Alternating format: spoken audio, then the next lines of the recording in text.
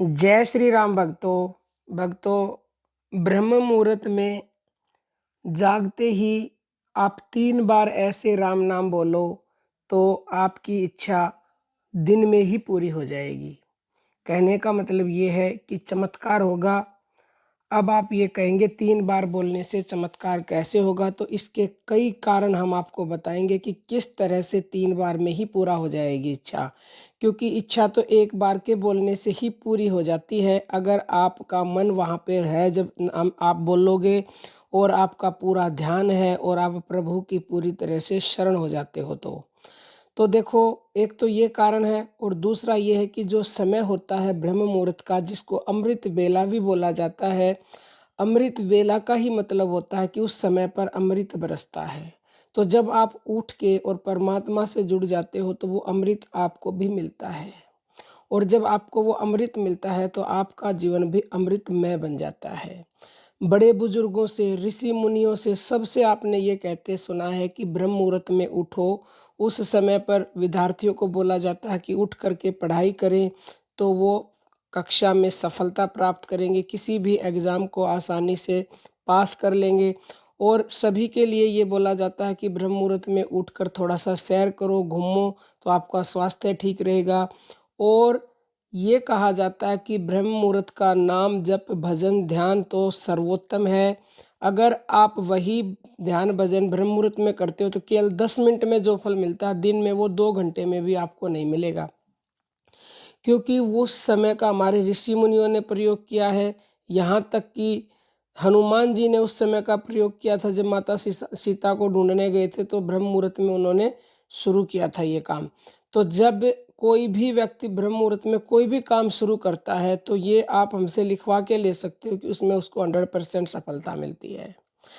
तो ब्रह्म मुहूर्त में आपका जो दिमाग होता है, जो मस्तिष्क होता है, वो 100% कार्य करता है।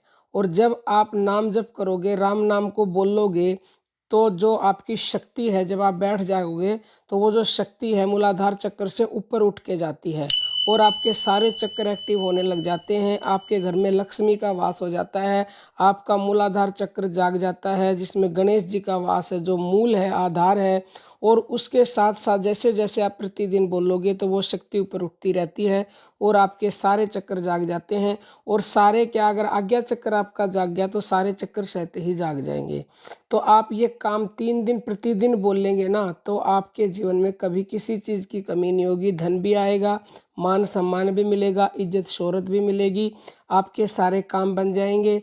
क्योंकि भक्तों, जा पे कृपा राम की होई, ता पर कृपा करे हर कोई। जब भगवान की कृपा आप पर हो जाएगी तो आप जहाँ जाओगे ना, सामने वाला आपके सामने हाथ जोड़कर कहेगा, आइए बैठिए, आपका स्वागत है, क्या काम है बताइए। क्योंकि राम जी उसके अंदर भर देंगे। लेकिन राम जी को प्रसन्न करना है बस आपको। राम जी प्रसन्न है तो सारी दुनिया प्रसन्न है आपसे, और राम जी नाराज हैं तो किसी को भी दुनिया में मना लेना, आप सब आपसे नाराज ही रहेंगे, कोई प्रसन्न नहीं हो सकता आपसे। तो आपको सुबह सुबह केवल 3 बार राम नाम बोलना है, या जो भी आपके इष्ट हैं, जिसको आप मानते हो उसको बोलना है। कैसे बोलना है? देखो, वैसे तो आप मन से बोलो, मन से तो बोलना ही बोलना है, लेकिन हमारे शरीर में जो हमारी श्वासें हैं, श्वासों में ही भगवान हैं। श्वासों हमारी श्वासें चल रही हैं, जब तक हमारी कीमत है। श्वासें जिस दिन निकल गई उस दिन हमारी कोई कीमत नहीं है। तो आप श्वासों के साथ राम नाम को बोलना है। सबसे पहले आप देखो, जो नाम जप करते हैं उसमें किसी प्रकार का कोई विधि विधान या बिना नहाए कर सकते हो, बैठकर कर सकते हो, लेटकर कर सकते हो, कुर्सी पर, सोफे पर, जहाँ पर भी बैठकर करना है कर सकते हो, लेकिन सीधा बैठें। और लेटकर करें तो बिल्कुल सीधा लेटें। जब आप ऐसा करें तो तकिया भी हटा दें, क्योंकि जो आपकी रीढ़ की हड्डी है वो सीधी होनी चाहिए। जब रीढ़ की हड्डी सीधी होती है तो आपकी सुषुम्ना नाड़ी चालू हो जाती है। सुषुम्ना नाड़ी चालू होते ही वैसे ही आप परमात्मा से कनेक्ट हो जाओगे। तो इसीलिए आपकी इच्छा उसी दिन पूरी होगी। इतनी सारी चीज़ें हमने बताई, इन सब चीज़ों का विशेष ध्यान रखना है। तो बैठ करके या लेट करके परमात्मा को प्रणाम करके अपनी आती जाती जो आपकी श्वासें चल रही हैं, नॉर्मल, साधारण, ना तेज लेनी है ना धीरे लेनी है, उन्हीं श्वासों को आप देखो। 2-4 मिनट देख लो। जब आपकी श्वासों पे आपका मन टिक जाएगा ना पूरी तरह से, तब आपको अपनी श्वास थोड़ी सी लंबी लेनी है, थोड़ी सी मतलब लंबी का मतलब गहरी भरनी है और उस श्वास के साथ आपको राम बोलते जाना है। जब आप श्वास भरें, वैसे तो ये प्रोसीजर होता है कि एक श्वास में आप एक बार ही ऊपर श्वास के साथ राम और नीचे के साथ राम, या फिर ऊपर श्वास की रा और नीचे आई में, दोनों तरीके से ही बोल सकते हो।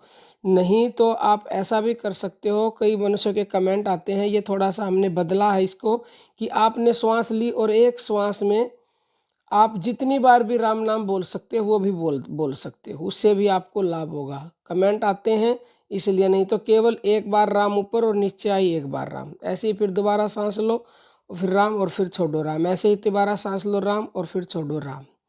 तो इससे आपने 3 बार ले लिया ना, ये समझ लो आपने दिन के कई घंटों के बराबर 3 बार में ही नाम जप कर लिया। क्योंकि एक तो प्राण जप कर रहे, प्राण जप मतलब कि अजपा, ऊपर से राम नाम का जप, ऊपर से आप जब श्वासों के ऊपर ही आपका पूरा ध्यान टका होना चाहिए, क्योंकि जब प्राण जप करते हैं ना और कहीं ध्यान होना ही नहीं चाहिए, आपका श्वासों पर ध्यान होना चाहिए और मन में आप राम राम बोल रहे हैं, तो आप तुरंत ही ईश्वर से जुड़ जाएंगे और ईश्वर आपको वो देंगे जिसकी आपने कल्पना भी नहीं की है। और इसके बाद 3 बार ऐसे बोल करके 3 बार श्वासों में आपको अपनी इच्छा बतानी है। अगर आपकी कोई स्पेशल इच्छा है तो नहीं है, तो आप राम नाम बोल के उठ जाओ। ज़्यादा बोलना चाहते हो ज़्यादा बोल सकते हो, कोई इस बात में प्रॉब्लम नहीं है कि हमें ज़्यादा बोलना था, आपने 3 बार ज़्यादा भी बोल सकते हो। मनोकामना है तो ऐसे ही हर श्वास के साथ 3 बार मनोकामना बतानी, आती और जाती के साथ। तो दिन में ही क्या उसी समय आपको कोई ना कोई संकेत मिलेगा, क्योंकि वो किसी को भेज देते हैं आपकी मदद करने के लिए। ये यकीन कीजिए, आप ऐसा करके देखिए, आपको कोई संकेत मिलेगा, कोई ना कोई आपको इशारा देगा कि ये काम ऐसे करो। जैसे कोई आपका काम रुका हुआ तो कोई आपको बता देगा, किसी के द्वारा वो बतवा देंगे। ऐसा आप करें, प्रतिदिन करें, एक दिन इसमें ही हो जाएगा, एक दिन में नहीं हो तो प्रतिदिन करो, क्योंकि प्रतिदिन ही काम होते रहते हैं लाइफ में। तो हर काम में सफलता प्राप्त करनी है तो उठते ही ये 1 सेकंड का क्या 1 मिनट भी नहीं लगेगी। तो ये कार्य करें और आप अपने हर क्षेत्र में, हर काम में सफलता प्राप्त करें। अब हम अपनी वाणी को विराम देते हैं। जय श्री राम भक्त।